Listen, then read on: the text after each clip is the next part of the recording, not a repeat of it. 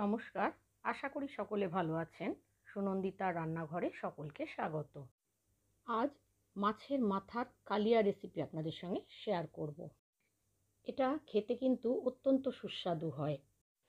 আপনি যদি আমার চ্যানেলে নতুন বন্ধু হন তাহলে আমার চ্যানেলটা সাবস্ক্রাইব করে পাশের বেল বাটনটা ক্লিক করে দেওয়ার অনুরোধ রইল, যাতে আমি নতুন রেসিপি আপলোড করলে আপনার কাছে নোটিফিকেশান পৌঁছে যায়। রেসিপিটা সম্পূর্ণ দেখার অনুরোধ জানিয়ে শুরু করছি। এখানে আমি নিয়েছি একটা বড় কাতলা মাছের মাথার অর্ধেক আর একটা রুই মাছের মাথা। মাথাগুলোকে আমি ধুয়ে পরিষ্কার করে নুন হলুদ মাখিয়ে রেখেছি। তবে এই রান্নাটা করতে শুধুমাত্র কাতলা মাছের মাথা বা রুই মাছের মাথা ব্যবহার করা যাবে। আমার কাছে এই মাথাগুলো ছিল, সেজন্য আমি এগুলো দিয়ে রান্না করেছি। আর তার সাথে নিয়েছি বড় সাইজের দুটো আলু, এইভাবে টুকরো করে কেটে ধুয়ে রেখেছি। আর দুটো পেঁয়াজকে এইভাবে কুচিয়ে নিয়েছি। আর একটা টমেটো নিয়েছি, সেটাকেও ছোট টুকরো করে কেটে রেখেছি। গ্যাসে একটা কড়াই বসিয়ে 4 টেবিল চামচ সর্ষের তেল নিয়েছি। তেলটা ভালো করে গরম হলে নুন হলুদ মাখানো মাছের মাথাগুলো কড়াইতে দিয়ে দিলাম। এগুলোকে আমি একটু ভালোভাবে ভেজে নিয়েছি।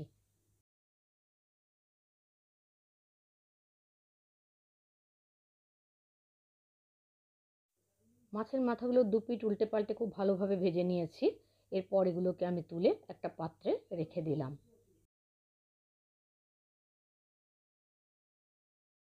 মাছের মাথাগুলো ভেজে তুলে নেওয়ার পর কড়াইতে যে তেল ছিল তার মধ্যে আমি টুকরো করে কেটে রাখা আলুগুলো দিয়ে দিলাম। আলুগুলোকে 1/4 টিস্পুন হলুদ গুঁড়ো আর 1/4 টিস্পুন লবণ দিয়ে আমি ভালোভাবে ভেজে নিয়েছি।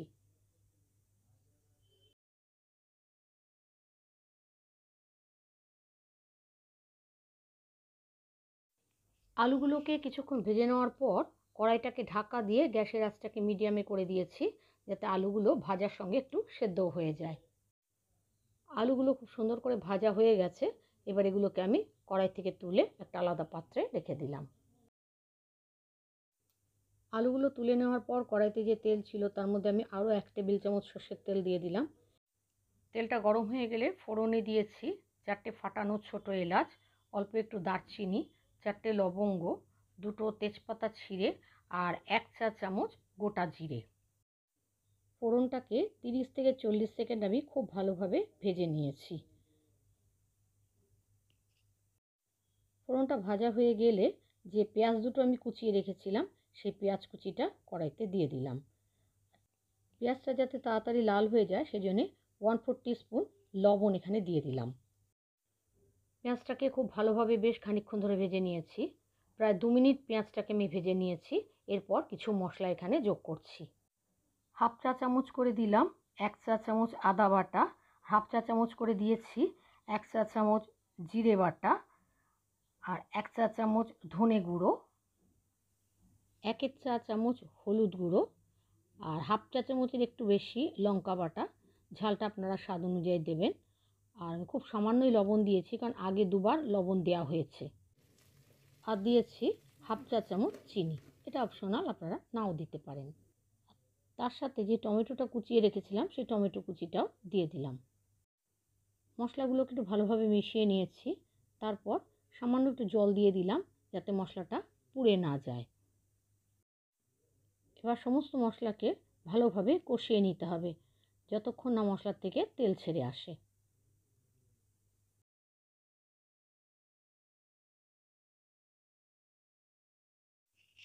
সমস্ত মশলা খুব ভালোভাবে কষানো হয়েছে। টমেটোটাও দেখুন গলে গেছে আর মশলার থেকেও তেল ছেড়ে এসেছে। এবার আমি দিয়ে দিচ্ছি জল। আমি এখানে 1 গ্লাস জল দিয়ে দিয়েছি। আপনারা আপনাদের আন্দাজ মতো জলটা দেবেন। জলটা একটু বেশি দিতে হবে, কারণ আলুগুলো সেদ্ধ হতে লাগবে।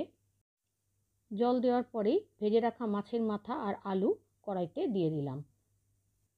এবার সমস্ত মশলার সাথে এটাকে ভালোভাবে মিশিয়ে নিয়েছি। তারপর ঝোলটা যখন ফুটে উঠলো তখন কড়াইটাকে ঢাকা দিয়ে গ্যাসের আঁচটাকে মিডিয়ামে রেখে দিলাম, যাতে আলুটা সেদ্ধ হয়ে যায়। 5 মিনিট বাদে কড়াইয়ের ঢাকনাটা খুললাম। অবশ্যই এর মধ্যে আমি আরও একবার ঢাকনা খুলে নাড়াচাড়া করে দিয়েছি। এখন আমি দেখে নিচ্ছি আলুটা সেদ্ধ হয়েছে কি না। আলুটা এখনও সেদ্ধ হয়নি, সেজন্য কড়াইটাকে আবার আমি ঢাকা দিয়ে আরও 2 মিনিট মিডিয়াম ফ্লেমে রান্না করে নিয়েছি। 2 মিনিট বাদে ঢাকনাটা খুলে এবার আমি দেখে নিচ্ছি আলুটা সেদ্ধ হয়েছে কি না। আলুটা সেদ্ধ হয়ে গেছে, এবার দিয়ে দিলাম হাফ চা চামচ গরম মশলার গুঁড়ো। গরম মশলার গুঁড়োটা একটু ভালোভাবে মিশিয়ে নিয়েছি, তারপর গ্যাসের আঁচটা বন্ধ করে দিলাম। আমি ঝোলটা একটু কম রেখেছি, আপনারা ইচ্ছা হলে এর চেয়ে বাড়িয়েও দিতে পারেন, আবার আরও শুকিয়েও নিতে পারেন। মাছের মাথার কালিয়া সার্ভ করার জন্য আমার একেবারে তৈরি হয়ে গেছে। কোনো রকম চাল ডাল ছাড়া মাছের মাথার এই দুর্দান্ত রেসিপি গরম ভাতের সাথে খেতে কিন্তু অসাধারণ লাগে। আমার আজকের এই রেসিপি আপনাদের কেমন লেগেছে জানাবেন। ভালো লাগলে লাইক দেবেন আর আমার চ্যানেলটা সাবস্ক্রাইব করে রাখবেন। যদি আপনারা ফেসবুক থেকে দেখেন তাহলে আমার পেজটা ফলো করার, আর যদি ইউটিউব থেকে দেখেন তাহলে আমার চ্যানেলটা সাবস্ক্রাইব করার অনুরোধ রইল। আজ তাহলে এখানে শেষ করছি, আবার আসবো নতুন রেসিপি নিয়ে। ততক্ষণের জন্য সকলে ভালো থাকবেন, সুস্থ থাকবেন। ধন্যবাদ।